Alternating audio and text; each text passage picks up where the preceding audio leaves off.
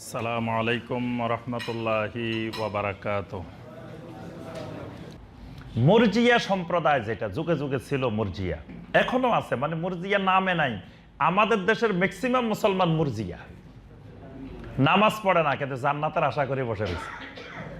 মানে এদের আশা প্রবল, খালি আশা খালি আশা, আল্লাহর মহব্বতও নাই, ভয়ও নাই। কয়ের মেয়ে নামাজ না পড়লে কি হইব, আমার ইমান ঠিক আছে, আমি মানে সে নামাজ পড়ে না কিন্তু জান্নাতে যাবে আশা করে বসে আছে।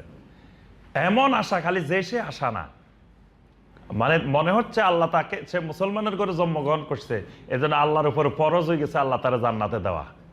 মানে আল্লাহ জান্নাতে না দিলে মনে হয় আল্লাহ জুলুম করে ফেলবো না, আউযুবিল্লাহ।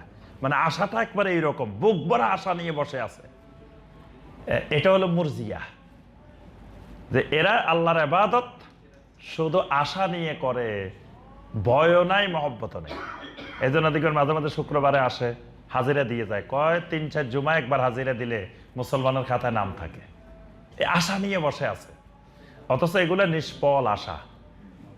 তাহলে এটাও গুমরাহির লক্ষণ, যে মহব্বত নাই, ভয় নাই, শুধু আশা।